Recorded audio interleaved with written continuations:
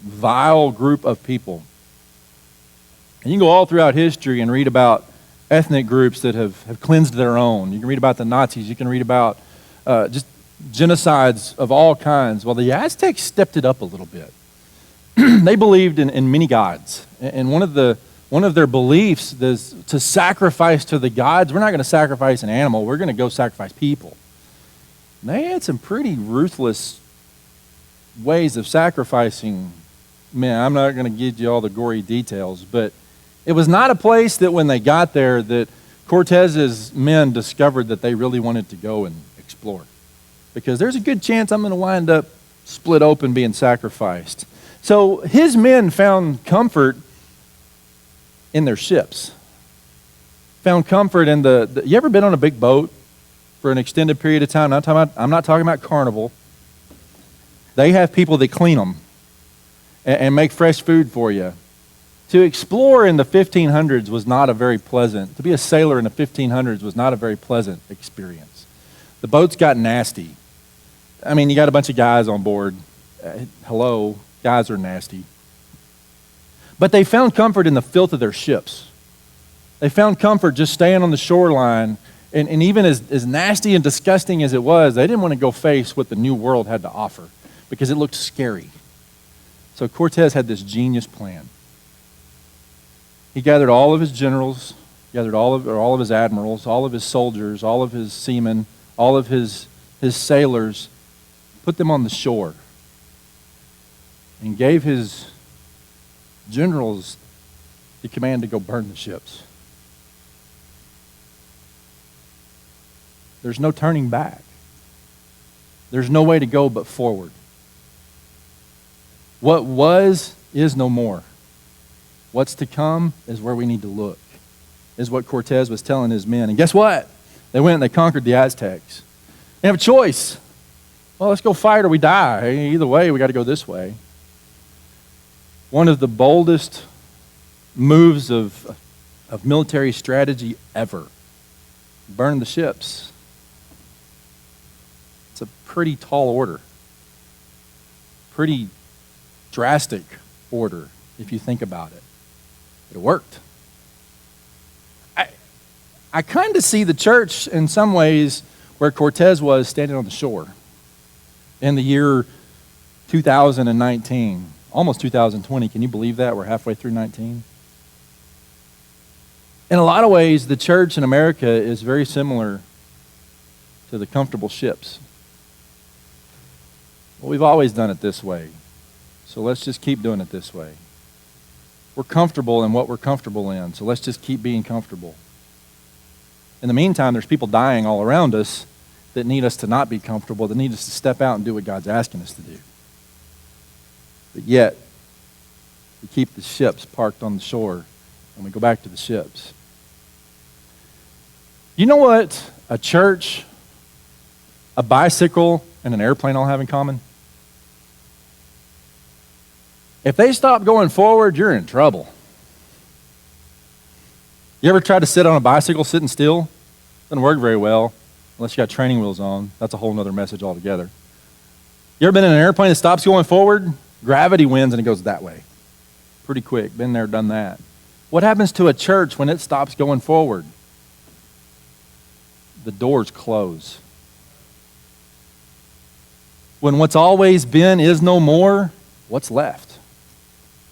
Nothing. Church has to keep moving forward. The church has to keep going. The church has to keep air under it, just like an airplane does. It has to keep forward momentum, just like a bicycle does, or it's going to die, period. I'm going to tell you, this message has kept me up several nights in the last 3 weeks. And if you're a guest with us this morning, I'm sorry. I'm really not. If you're a member of this church, buckle up. I hope you got your steel-toe boots and your big boy pants on, because this is going to punch you in the chest hard. But I think it's where we're at as a church. I think it's what we need to hear this morning. I think it's a message going forward and not looking back. I am sick of looking back. I don't know about you. I'm sick of holding on to what was. When there's so much that God is calling us to do, it's just ahead. Open with me to Joshua chapter 3. Interesting there would be a story in the Bible that relates to this. What a concept. Joshua was a pretty cool guy. You know what his claim to fame is? Joshua was the guy that got to do what couldn't happen before. Joshua got to lead the people across the Jordan River. Man, what a privilege to be that guy, to be the generation that gets to see the breakthrough, that gets to see something more. Joshua was that guy. And I want to show you 4 things this morning about Joshua. 4 things about this story of moving through across the river that I think relates to us and pertains to us in the church today, of how we move forward. And it's just 4 simple things. First, you got to follow the Lord. Very simple. Follow his leading, not man's leading. You got to follow him in faith. With faith, though, comes obedience. You have to follow him in obedience. And then guess what happens when you do those things? This is not something that we're comfortable talking about in our modern society, but when you follow the Lord in faith and obedience, you can expect the miraculous to happen. You don't believe miracles still happen today? I'd beg to differ with you, because they do. But let's read Joshua's story here in chapter 3. I'm reading in NIV, whatever you're following on. We're also online or on the YouVersion this morning if you want to follow along there. Early in the morning, Joshua and all the Israelites set out from Shittim and went to the Jordan, where they were camped before crossing over. After 3 days, the officers went throughout the camp, giving orders to the people. When you see the ark of the covenant of the Lord your God and the priests, who are Levites, carrying it, you are to move out from your positions and follow it. Then you will know which way to go, since you've never been this way before. But keep a distance of about 1,000 yards between you and the ark. Do not go near it. Joshua told the people, consecrate yourself, for tomorrow the Lord will do amazing things among you. Joshua said to the priest, take up the ark of the covenant and pass on ahead of the people. So they took it up and went ahead of him. And the Lord said to Joshua, today I will begin to exalt you in the eyes of all of Israel, so they may know that I am with you as I was with Moses. Tell the priest who carry the ark of the covenant, when you reach the edge of the Jordan's waters, go and stand in the river. Joshua said to the Israelites, come here and listen to the words of the Lord your God. This is how you will know that the living God is among you, and that he will certainly drive out before you the Canaanites and the Hittites and the Hivites and the Perizzites and the Girgashites and Amorites and Jebusites and all the ites. See, the ark of the covenant of the Lord of all the earth will go into the Jordan ahead of you. Now then, choose 12 men from the tribes of Israel, 1 from each tribe, and as soon as the priests who carry the ark of the Lord of all the earth, set foot in the Jordan, its waters flowing downstream will be cut off and stand up in a heap. So when the people broke camp to cross the Jordan, the priest carrying the ark of the covenant went ahead of them. Now the Jordan is at flood stage all during harvest. Yet as soon as the priest who carried the ark reached the Jordan and their feet touched the water's edge, the water from upstream stopped flowing. It piled up in a heap a great distance away at a town called Adam in the vicinity of Zarethan, while the water flowing down to the sea of Arabah, or the Salt Sea, was completely cut off. So the people crossed over opposite Jericho. The priest who carried the ark of the covenant of the Lord stood firm on dry ground in the middle of the Jordan, while all Israel passed by until the whole nation had completed the crossing on dry ground. This tells a very interesting story. It tells the story of us today. But the difference is we ain't crossed the river yet. I think we're being prepared. We ain't crossed the river yet. But here's what I want you to know. As long as the church follows God's leading, it's going to be successful. I don't think you're awake. As long as the church is following God's leading, it's going to be successful. That's the best news you could hear all morning, okay? The question is, what is God leading? Where is God leading? Well, let's look at these 4 things. In order for us to follow God's leading, first of all, we have to follow him. We have to follow the Lord. What in the world does that look like? From the very first verse here, Joshua, we see, has a heart after God's own intent. We see the heart of Joshua in this. He has a heart that's passionate for following God. He has a heart that's passionate for doing what God has asked him to do. When God says move, we don't read that Joshua questioned. We don't read that he asked why. We just read that he did.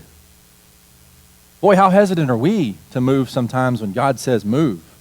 Verse 1 says, early in the morning, Joshua and all the Israelites set out and went to the Jordan where they camped before crossing over. That's the first movement. God said move, so he did. Got himself into position to do some great things. This shows that Joshua acted immediately without asking questions, without having to get everybody's opinion, without having to get everybody's approval. God said, so he did. God opened the opportunity and Joshua acted. You know, we have this tendency, if we're not careful in our day and time, when God says move, we say, well, I think I probably should pray about it. How many of us are guilty of that? Guess what? If God's spoken to you, the praying's already been done. If God's spoken to you and told you to do, you've probably been praying about it, and he's saying, hey, go. We've been praying for the harvest. We've been praying intentionally for 8 months now for the harvest.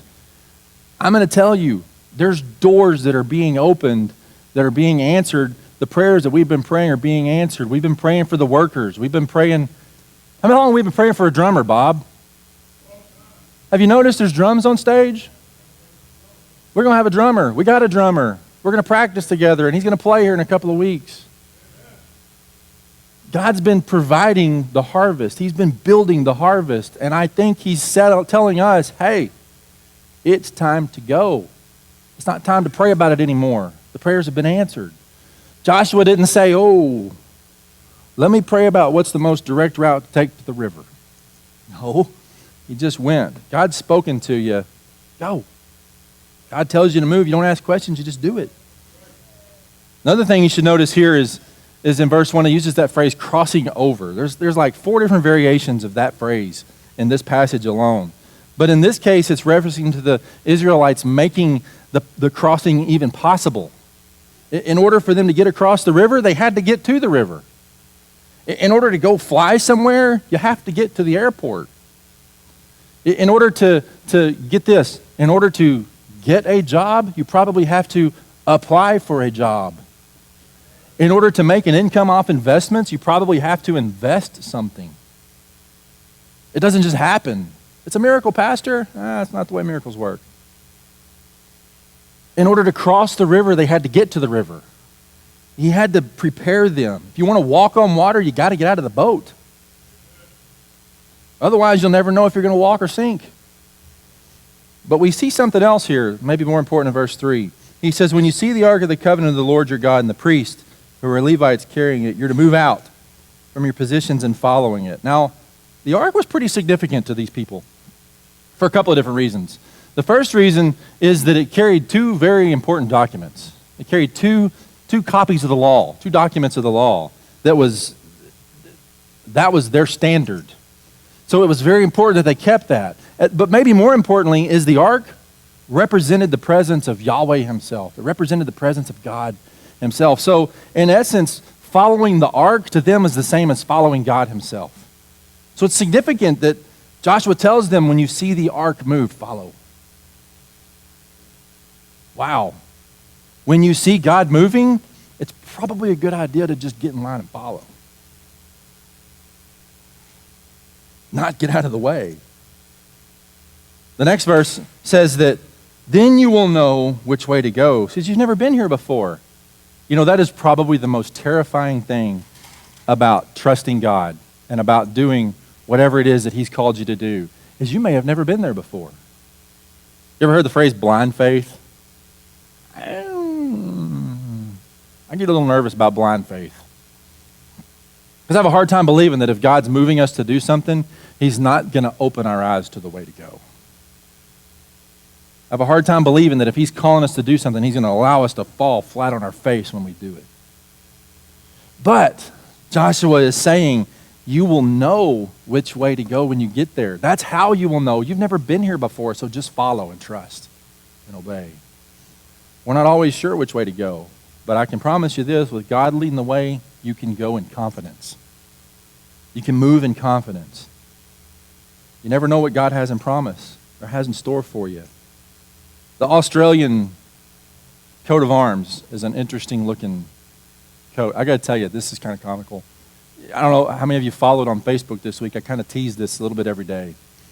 Somebody texted me on, an old friend I hadn't talked to in a long time, actually about 4 different people, text me, for king and countries from Australia. Posted about burning the ships, posted about this, posted the video. I had like 4 people text me and say, dude, is For King and Country going to be at your church? I'm like, well, no, not exactly. I'm basing a message on that song. And then their answer is, oh, okay. But an interesting coat of arms. There's 2 animals on there. There's a kangaroo. Anybody know what that other one is? It's an emu. What is significant about these 2 animals? You ever notice how a kangaroo sits? Got that long tail that it sits on. Do you know why it does that?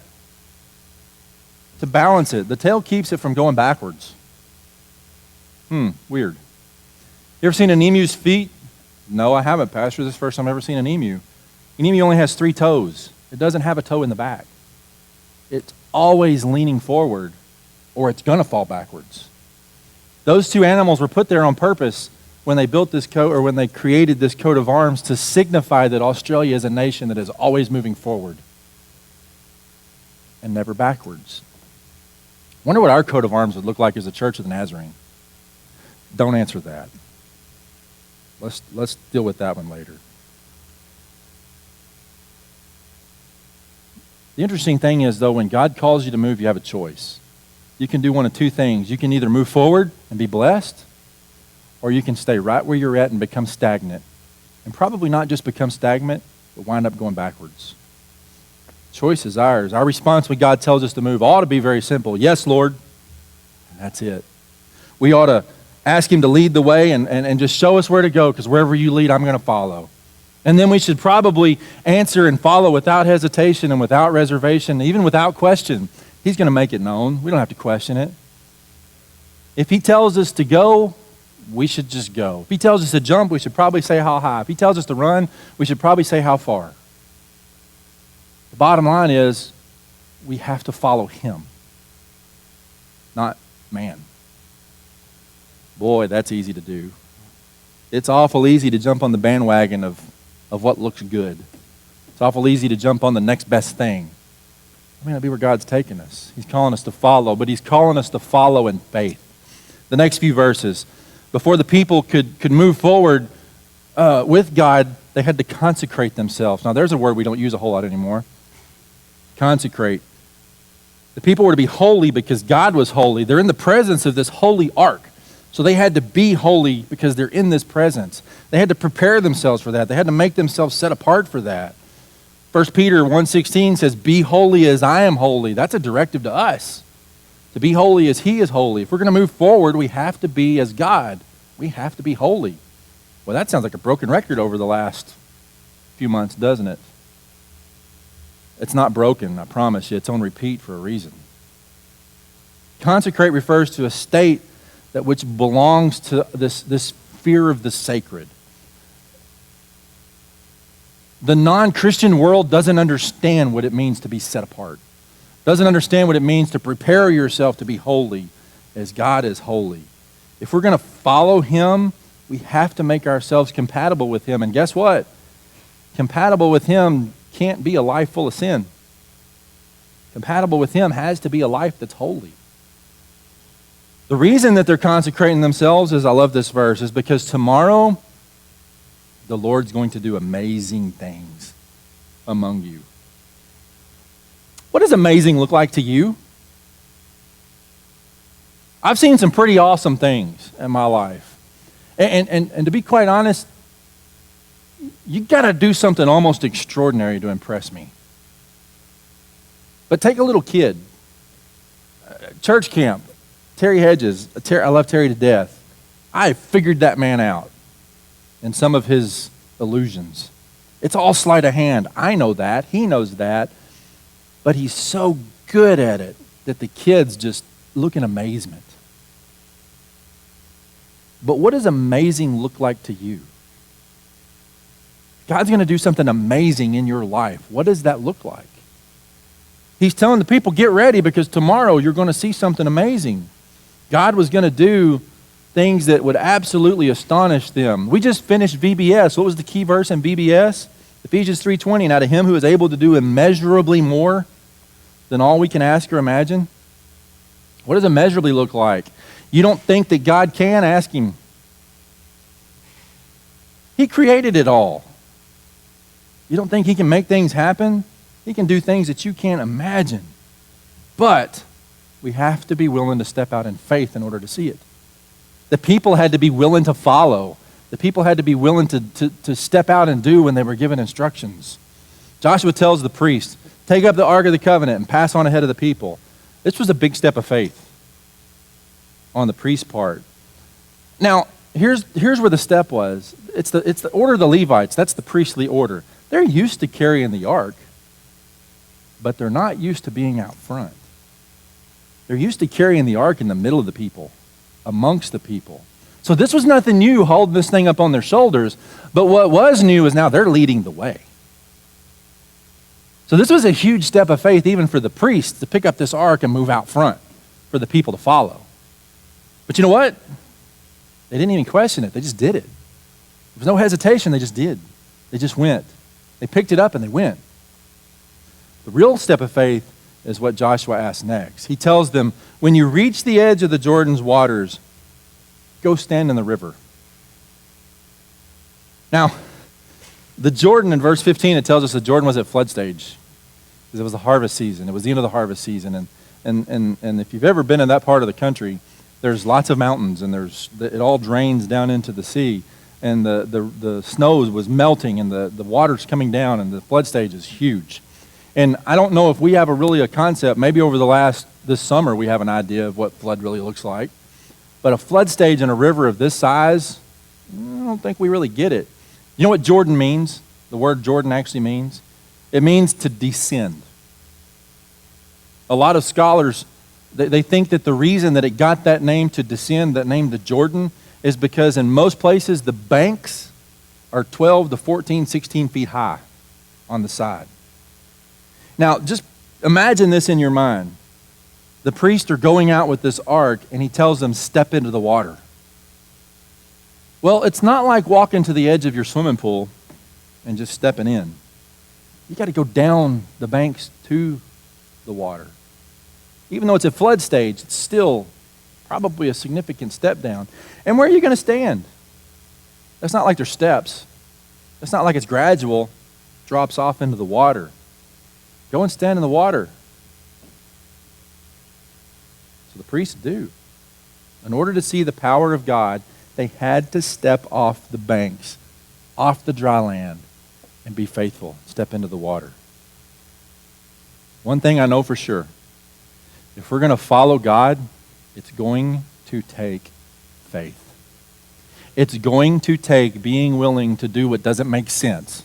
It's going to take being willing to step off the bank into the water, even when the water's way down there. It's going to take faith. God is going to ask us to do things that sometimes are going to seem impossible.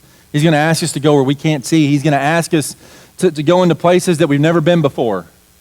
He's going to ask us to go and ask us to do things that we don't know how to do. We're not even comfortable doing. Unless we're willing to step out in faith, though, we're not ever going to accomplish what he wants. We're not ever going to go where he wants us to go or see what he wants us to see or be who he wants us to be. But if we step out, I can promise you the impossible is going to become a reality. The improbable is probably going to become doable, and the impractical is probably going to become the norm. If we step out, we'll see the power of God. But we have to do it also in obedience. You have to follow in faith, but you also have to follow in obedience. Joshua tells the Israelites, come here and listen. He's explaining to the people what's going to happen. Come listen to the words of the Lord your God. He wants to make clear to them that this is God speaking. This is not Joshua speaking. I'm sure that in Joshua's mind, even though we don't really read it, you can't help but think he's wondering, okay, God, I'm a little skeptical. How are you going to do this? But he's still faithful, and he's still obedient to go and do it. He wants to make clear to the people, this is not Joshua's idea. This is God's command to go and do. Have you ever found that it's a whole lot easier when you know, thus saith the Lord? When you know it's from God, it's a whole lot easier to go and do. That's what Joshua is saying here. Listen, this is not my words. He tells them, this is how you will know that the living God is among you. Now, I'm sure that there were probably some apprehension among them as well about how doable this is going to be. I mean, we're going to cross a river that's at flood stage. Really, dude? I don't see a bridge anywhere nearby. How do you propose we're going to do this? Here's how you're going to know. Because this is the direction God's given, and he's promised he's going to do this. So this is what you need to look for. Whatever God asks you to do, asks us to do, it's probably in our best interest to just step out in faith and do it. And rest assured, he's going to provide. He's going to make the way, whatever the way is. It doesn't matter who opposes you or what opposes you.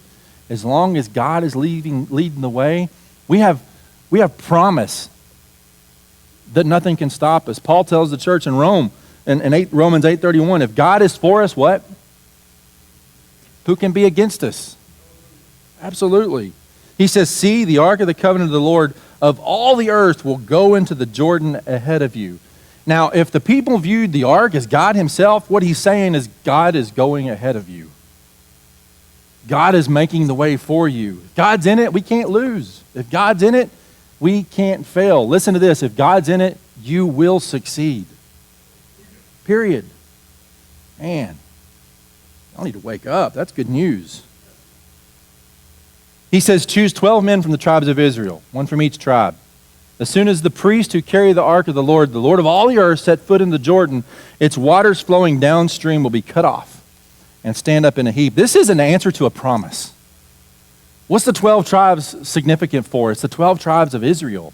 This is God saying, listen, I promised that they will not die. I promised that their descendants will flourish. You're taking their descendants with you. Set up one from each tribe so that they can see that my promise is real. If God's leading you and promising you that something's going to happen, count on it. Who are we to doubt? God's going to keep his promise. No tribe of Israel is going to be left out. That's the significance of that. When God promises, our answer should just be yes and amen, very simply. But in order to realize his promise, we have to obey. Charles Finney wrote this note about obedience. He said that revival is nothing more or less than a new obedience. That's it. It's a new obedience to whatever God's calling. 1 Samuel 15:22 says to obey is better than sacrifice. We say this statement oftentimes, God said it, I believe it, that settles it. I'm going to say that we're saying that wrong. I don't think it matters if we believe it. If God said it, that settles it. Catch that? If God said it, that settles it. You better believe it. We want to walk in God's blessings and in God's provisions, both individually and as a church, then we have to walk in obedience and faith to his word. We want to see his power manifest in our society, in our community, in our neighborhood, in our families. You have to be willing to do what he says to do when he says to do it. If we follow him in faith and we follow him in obedience, guess what? You can expect the miraculous. You know how I know that? How many of you are saved this morning and you are a Christian and you're not afraid to believe to declare it?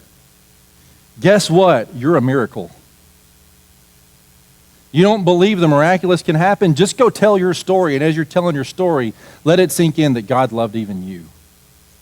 That's a miracle. He loved even me. That's a miracle. You can expect the miraculous to happen. Look at what happens when the people step out in faith. The verses say, now the Jordan is at flood stage. We talked about that. All during harvest. It said, as soon as the priests who carried the ark reached the Jordan and their feet touched the water's edge, the water from upstream stopped flowing. I already noted there was a flood stage. I was flying just the other day over the Arkansas River, And, we're what? 2 months, 6 weeks removed from the floods. The river banks are a disaster. I don't know if you've driven and seen where the levees broke. There is so much sand and dirt that's been deposited in places that it shouldn't be. It's a disaster. The river is rough. I mean, it's mean. I don't think we realize how much energy is in the river. And this says that the river, even at flood stage, was heaped up on both sides so that the people could cross. And did you catch that when the priests stepped into the water, they were standing on what? Dry ground. Wow. God, I'm trusting, but I don't know what this is going to feel like. We just celebrated the 50th anniversary of stepping on the moon. They had no clue what the moon was going to feel like when they stepped on it. Now, there was a pretty good chance they weren't going to sink in because their ship didn't sink in. They didn't have a clue. I wonder what these guys felt like when they stepped and realized we're in the middle of the river, and it's as dry as a bone. God's faithful. God is faithful to deliver when we're faithful to obey. That's a miracle that the waters have parted and it's on dry ground. Think about that. God's in the miraculous business. He's in the miracle working business. But let me ask you this question. Why are we always so surprised when we see the miraculous? Is it a surprise that LeBron James scores 50 points in a basketball game? Is it a surprise that Tom Brady throws for 400 yards in a football game? No. They've practiced and they expected to do that. Well, if we've prayed and we've asked God to get us ready and we've prepared our hearts to be faithful to Him and our actions to be obedient to Him, why are you surprised when it happens? Pray for rain, you better carry an umbrella. Why are we surprised when God actually moves, when we prepare ourselves and He's in it? Why are we surprised? I'll tell you why we're surprised. Because we keep doing the same things over and over the way we've always done it. And guess what happens? You wind up getting the same results for what you've always done. I am a born and raised Nazarene. I believe wholeheartedly in our holiness doctrine and in the Church of the Nazarene. But can I tell you, there is nowhere in our doctrine, there is nowhere in our manual that says this is what church is supposed to look like. But you know what it says? It says go and make disciples. You want to know a secret? That looks different on the corner of Eastern and Loop Road than it does on the corner of Highway 64 and Highway 5. Than it does in the middle of Conway, Arkansas. Than it does next to the river in North Little Rock. It looks different because we're put somewhere that God wants us. We're put somewhere that God has called us. And we've prayed. We've asked, God, prepare us. God, show us. God, prepare this harvest. Prepare the workers. But can I tell you, 1970 doesn't work. Do you know what the church was in 1970? It was a whole bunch of do's and don'ts. It was a list of things that if you do this, you're going straight to hell. That's not what go and make disciples looks like. You know what the church was 2 years ago? Doesn't matter because we're not 2 years ago, we're today. Let me tell you what's about to happen. And it's happening rapidly. The rest of the world is running off and leaving anything that the church says because the church is rapidly becoming irrelevant. Do you know why the church is becoming irrelevant? Because we're still trying to do what worked 30 years ago. We're still trying to do what worked 20 years ago. Now, don't hear me say that the Word of God has changed, because it has not. But I promise you, society has changed. And I promise you that the flood stage of the river has gone up and gone down. And I promise you that what God has asked you to do in your society and in your neighborhood and in your community has changed from what it was 30 years ago, 20 years ago. Guess what? It's going to change again. What works in 2019 is not going to work in 2049. It's just not. Over the next couple of months, your leadership team is going to sit down. They're going to find this out this afternoon. They're going to sit down, and we're going to look at everything we do as a church. Why we do it. Why have we always done it? Does it glorify God and fulfill the mission of building Christ-like disciples? And what are we going to do with it going forward? Nothing is off the table. Nothing.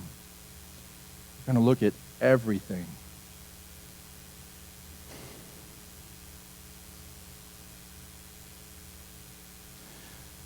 I think Cortez was dead on when he realized that his men were stuck, when he realized that his men were afraid of what was coming. I think a lot of us are afraid. I think a lot of us are afraid of what God's asking us to do. You know why? Because we've never done it before. We've never made ourselves vulnerable to a point of reaching out before. Now, I get it. We have. I've been part of this church for the better part of about 9 years now. I've seen the ebbs and the flows. I know what's been. But I also know what God's got in store. I wish I could share with you, I don't have time, but I wish I could share with you the thoughts, the ideas. And I know they're not just my ideas and my thoughts, because there's people that God's put in place that these conversations will begin to happen that I'm just like, wow, you're thinking the exact same thing I'm thinking. And God is showing you the exact same things that he's showing me. People that I haven't had conversations with or real close relationships in this church are beginning to speak up and say, Pastor, what do you think about this? What about this? And I think Cortez was dead on. And church, I think it's time, just as the song said, to light a match.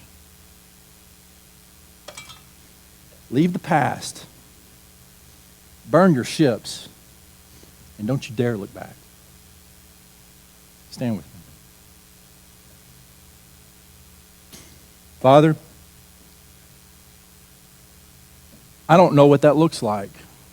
I don't know exactly what you have in store. But I know there's a lot of us that are holding on to things that there's no point in us holding on. I know there's a lot of us that are looking to what used to be, and it just doesn't work anymore. And Father, I know that you have big things in store for this church. You have big things not in store for this church, but for the community around us, for the neighborhoods around us. And Lord, give us the ability to not look back. Give us the ability to move forward with what you want, with what you have. It takes faith, it takes obedience, and I know you're going to do the miraculous. And Father, we just ask that you do that. In Jesus' name I pray. Amen. We're not done.